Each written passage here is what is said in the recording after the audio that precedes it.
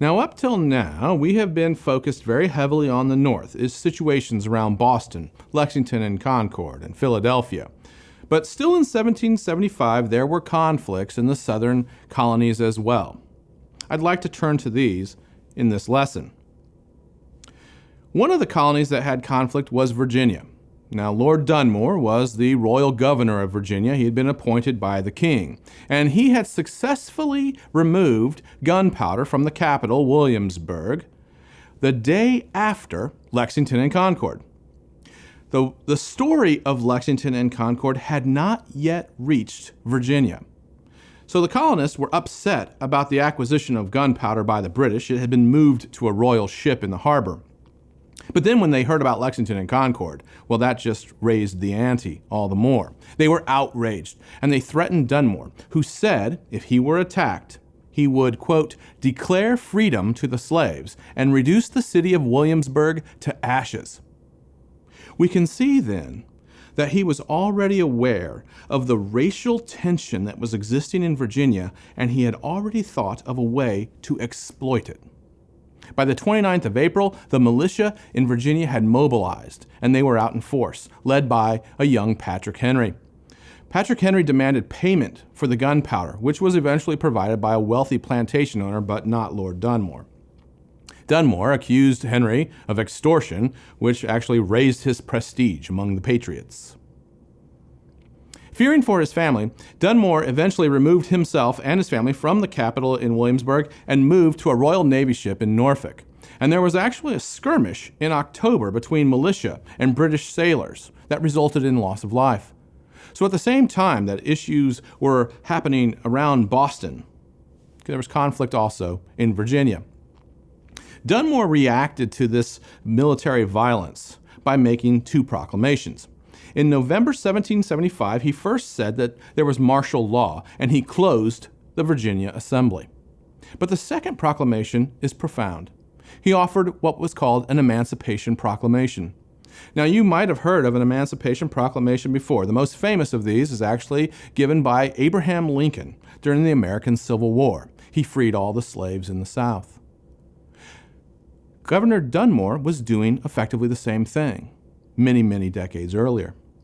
He declared freedom in Virginia for any slave who joined the British cause. And this immediately caused widespread panic and havoc.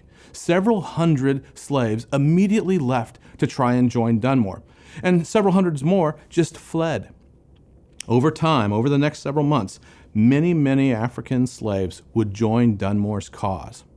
And because slave rebellion was a major fear, especially in the southern colonies, the Virginia Assembly had to react. Now, keep in mind, on most plantations at this time, white people were significantly outnumbered by black people.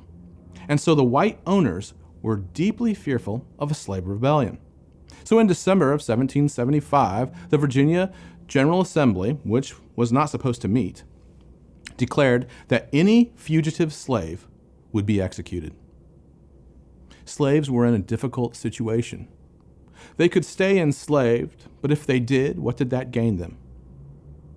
They could try and escape, but if they were caught, they were put to death.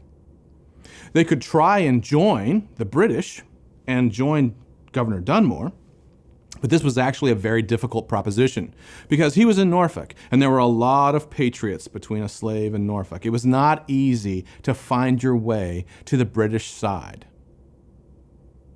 They could also try to run away, and this is what most of them did. In Virginia, at that time, was a very large swamp called the Great Dismal Swamp. It was actually mostly uninhabited, and a lot of slaves fled into the swamp and found their freedom and very hard living.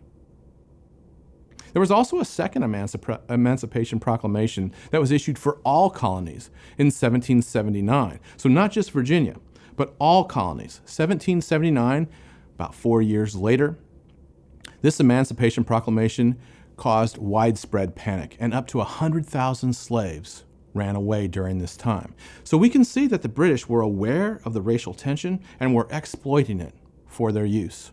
These two proclamations showed that the British were supportive, in some circumstances, of the abolition of slavery, and that would come up again in their own history.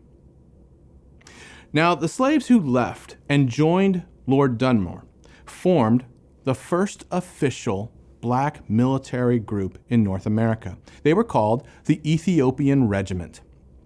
And over time, there was about 1,000 to 2,000 slaves that joined the British side.